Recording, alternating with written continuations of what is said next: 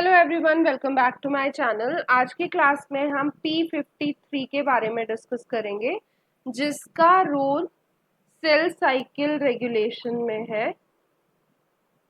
Cell cycle regulation just like the one which we have already discuss, जिसे हम RB gene बोलते हैं। तो आरबी जीन की तरह ही इसका भी फंक्शन सेल साइकिल को रेगुलेट करने में है। तो इसके बारे में अभी हम डिस्कस करते हैं। अब ये वाली जीन भी बिल्कुल आरबी जीन की तरह ही ट्यूमर सप्रेसर जीन की कैटेगरी में आती है। तो ये भी ट्यूमर को सप्रेस करके रखती है। तो ट्यूमर सप्रेसर जीन, इसे भी आप कंसीडर कर सकते हो। इसका एक्चुअल नाम जो होता है ना, P53 एक जीन है जो P53 नाम का ही एक प्रोटीन बनाती है। उस प्रोटीन को एक्चुअली TP53 नाम से ओरिजिनली जाना जाता है, बट हम उसे P53 नॉर्मली बोल देते हैं। इसका जो मॉलिक्यूलर वेट होता है, मतलब ये जो प्रोटीन है, इसका जो भी मॉलिक्यूलर वेट, मॉलिक्यूलर मास आपको देखने को मिलेगा, वो 53 किलो डाल्टन का होता है ओवरऑल। अब ये जीन कहाँ पे लोकेटेड होती है? तो ये वाली जीन जो लोकेटेड होती है 17p13.1 इसकी एग्जैक्ट लोकेशन है। मतलब 17th क्रोमोसोम, P मतलब पिटाइट आर्म यानी छोटी वाली जो आर्म होती है, short arm of the chromosome, उसके 13th सेगमेंट के 1 वाले सब सेगमेंट में ये वाली जीन लोकेटेड होती है। इस जीन का एक्चुअल बोला जाता है कि ये जीन जो है एक टाइप का ट्रांसक्रिप्शन फैक्टर है।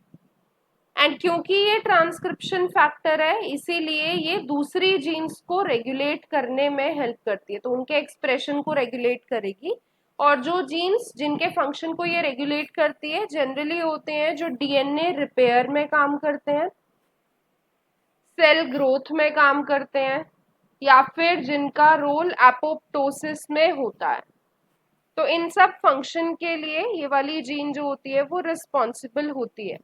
तो एक्चुअल में हम ये चीज बोलते हैं कि जब भी इस जीन के अंदर म्यूटेशन हो जाता है, तो whenever there is a mutation in P53, उसकी वजह से क्या होता है कि जो भी ज्यादातर ट्यूमर टाइप्स होते हैं ना, most of the tumour cells, tumour types, वो सारे ऐसे होते हैं जिनके अंदर जनरली P53 की ही म्यूटेशन होती है। इसीलिए जब भी ये वाली जो भी हम P53 जीन बोलते हैं, इसको हम जनरली एक नाम दे देते हैं जिसका नाम है गार्जियन ऑफ द जीनोम। तो जीनोम का गार्जियन बोल देते हैं इस जीन को, या फिर इस जीन को आप सेलुलर गेट कीपर के नाम से भी जान सकते हो। तो इस नाम से भी इसे जाना जाता है। अब इसकी म्यूटेशन जो मैं आपको बता रही हूँ, जैसे बताया, मोस्ट ऑफ द ट्यूमर्स में इसकी म्यूटेशन आपको देखने को मिलती है। So this is the general idea कि ये एक्चुअल में काम कैसे करती है। अब हम वो पाथवे देखेंगे कि किस तरीके से ये पूरी प्रोसेस को ओवरऑल रेगुलेट कर रही है। तो वो वाला भी देख लेते हैं। अब इसका जो एक्चुअल में फंक्शन होता है ना, जिस तरीके से ये काम करती है, ओवरऑल बता देती हूँ। तो MDM2 नाम का एक नेगेटिव रेगुलेटर होता है। This is a negative regulator. अब क्योंकि ये नेगेटिव रेगुलेटर है, तो ये बेसिकली क्या करता है, ये P53 से जाके बाइंड कर जाता है और P53 से बाउंड रहता है नॉर्मल कंडीशंस पे। और फिर उसका क्या करता है कि P53 की डिग्रेडेशन कॉज कर देता है, डिग्रेडेशन ऑफ P53। तो आप ऐसा बोल सकते हो कि इन जनरल P53 प्रोटीन का लेवल इतना ज्यादा नहीं होता सेल के अंदर, या लो कॉन्सेंट्रेशन में जनरली वो पाया जाता है, क्योंकि ये नेगेटिव रेगुलेटर जो यहाँ पे प्रेजेंट है, ये बेसिकली एक टाइप का E3 यूबिक्विटिन लाइगेज नाम का एंजाइम होता है। और क्योंकि ये यूबिक्विटिन मॉलिक्यूल्स अटैच कर रहा है, तो इसीलिए ये प्रोटियाजोमल डिग्रेडेशन के लिए रिस्पॉन्सिबल होता है P53 की। तो under normal conditions this is the thing which happens. तो नॉर्मल सेल्स के अंदर ये प्रोसेस चल रही होती है, जिसकी वजह से P53 डिग्रेड रहता है नॉर्मल कंडीशंस में। नॉर्मल सेल्स में इसका अमाउंट बहुत ज्यादा कम रहता है।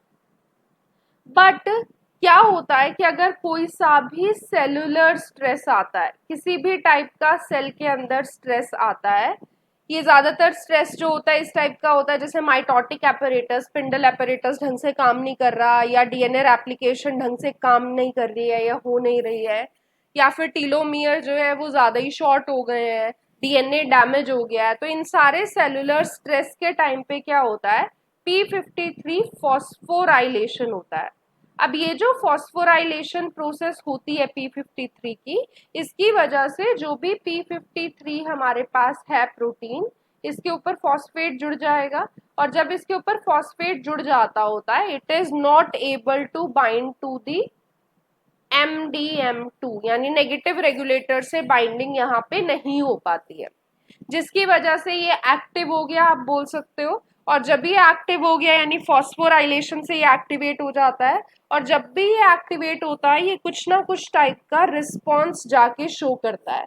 ये रिस्पॉन्स बेसिकली बोला जाता है कि ये सेल साइकिल को अरेस्ट करने के लिए होता है, ये चीज बताने के लिए बॉडी को कि अब सेल के अंदर कुछ डैमेज हो गया, कोई स्ट्रेस की वजह से कोई डैमेज हो गया है, उस डैमेज को ठीक करना जरूरी है, तभी जाके हम सेल साइकिल को आगे प्रोसीड कर पाएंगे। तो सेल साइकिल जनरली जीवन फेज में ही अरेस्ट हो जाती है, उसी में रुक जाती है, आगे वाली अगली प्रोसेसेस में, अगले स्टेप्स में नहीं जा पाती।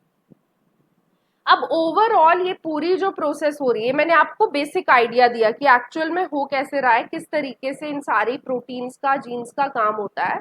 बट इस पूरी प्रोसेस को समझने के लिए हमें इसे थोड़ी डिटेल में समझना पड़ेगा। जैसे मान लो ये डीएनए है, इस डीएनए के अंदर इस पोजीशन में डैमेज आ गया है, तो there is a damage in DNA. अब ये जो डैमेज होगा जब भी हो जाता है, तो इसकी वजह से एटीएम नाम का एक प्रोटीन काइनेज होता है, प्रोटीन काइनेज, ये एक्टिवेट हो जाता है। और जब भी ये एक्टिवेट होता है ये एक और काइनेज को एक्टिवेट कर देता है जिसका नाम है CHK2। ये वाला जो काइनेज होगा ये एक्टिवेट हो जाएगा, and this kinase is basically the one which is responsible for the addition of phosphate groups to P53। तो P53 के ऊपर जो फॉस्फेट अटैच हो रहे हैं उसे अटैच करने में ये वाला काइनेज हेल्प करता है, और जब ये अटैच हो जाएंगे तो उसके बाद P53 जाके जिस जीन पे काम करता है उसका नाम होता है P21 जीन। तो P21 जीन के ऊपर जाके ये काम करेगा, और जब भी इस जीन के ऊपर काम करेगा तो इसका प्रोटीन बनेगा, फिर P21 प्रोटीन बनेगा, और जब ये प्रोटीन बन जाता है तो ये जाके बाइंड करता है, binds to G1SCDK and SCDK, इन दो साइक्लिन डिपेंडेंट काइनेजेस से जाके ये बाइंड करता है, जिसकी वजह से ये दोनों जो काइनेजेस होते हैं ये क्या होते हैं, इनएक्टिव हो जाते हैं। और जब ये इनएक्टिव हो गए तो उसकी वजह से पूरी सेल साइकिल अरेस्ट हो जाती है। तो एक्चुअल में जो सेल साइकिल अरेस्ट वाली जो प्रोसीजर हो रहा है ये सारा इस पाथवे से हो रहा होता है। मतलब जो मैंने अभी आपको पीछे जो जनरलाइज्ड एक फ्लो चार्ट बना के दिखाया, वो जो था उसका डिटेल्ड एस्पेक्ट यहाँ पे समझाया हुआ है कि एक्चुअल में ये पूरी प्रोसेस हो कैसे रही है। तो आप समझ सकते हो कि P53 जब एक्टिवेट हो रहा है तो वो सेल साइकिल को अरेस्ट कर रहा है, उसके लिए ये रिस्पॉन्सिबल है। अब ये अरेस्ट कब तक चलता रहता है, कब तक ये पूरी प्रोसेस होती रहती है, तो वो भी जान लेते हैं। तो यहाँ पे जो चीज नेक्स्ट इम्पॉर्टेंट है वो ये कि क्या होता है कि अगर रिपेयर हो गई, मतलब अगर डीएनए में डैमेज थी, रिपेयर की जरूरत थी, अगर रिपेयर हो गई तो उस केस में क्या होता है, सेल वापस से सेल साइकिल में चला जाएगा और फिर वो नॉर्मली डिवाइड करेगा जैसे उसे करना चाहिए था। ठीक है, तो सारी प्रोसेस जो होगी वो नॉर्मली होगी। अगर कुछ भी ऐसी चीज हुई जिसकी वजह से रिपेयर हो नहीं पाई, या फिर डीएनए अभी भी म्यूटेटेड ही है, तो उस केस में ज्यादातर सेल्स जो होते हैं वो एपोप्टोसिस में चले जाते हैं, यानी कि उनके अंदर प्रोग्राम्ड सेल डेथ वाली चीज होने लग जाती है, यानी अब उनको मरना पड़ेगा, उन सारे सेल्स की डेथ होने की जरूरत है, उनको मारने की जरूरत है, क्योंकि अभी भी उसके अंदर डीएनए म्यूटेटेड है, उसकी डैमेज को ठीक नहीं किया गया। ठीक है, तो दिस इज इम्पोर्टेंट। अब एक और चीज जो यहाँ पे बहुत ज्यादा इम्पोर्टेंट है वो ये कि अगर म्यूटेशन होती है, तो whenever there is a mutation in the P53 gene, अगर P53 जीन के अंदर कुछ भी म्यूटेशन होती है तो उसकी वजह से जीवन अरेस्ट जो होगा वो आपको देखने को नहीं मिलेगा, जिसकी वजह से जो होंगे, जो भी म्यूटेटेड जीनोम कंटेनिंग सेल्स हैं जिनके अंदर भी जीनोम म्यूटेटेड है, वो भी क्या होंगे, वो डिवाइड करते रहेंगे और वो डिवाइड करने के बाद कैंसर बना देंगे। तो यही चीज हो रही है कि नॉर्मली जब ये प्रेजेंट थी जीन तो ट्यूमर को सप्रेस करे हुए थी, क्योंकि ये रिपेयर सारी प्रोसेस को रेगुलेट कर रही थी। बट जब ये म्यूटेट हो गई तो उसकी वजह से कैंसर इजीली डेवलप हो जाता है। और बोला जाता है कि एक्चुअल में P53 करता क्या है, तो ये साइटोक्रोम सी जो होता है उसके रिलीज में हेल्प करता है। साइटोक्रोम सी रिलीज में हेल्प करता है, और इसका जो ये रिलीज होगा ये कहाँ से होगा, ये होगा माइटोकॉन्ड्रिया के अंदर से, माइटोकॉन्ड्रिया के अंदर से।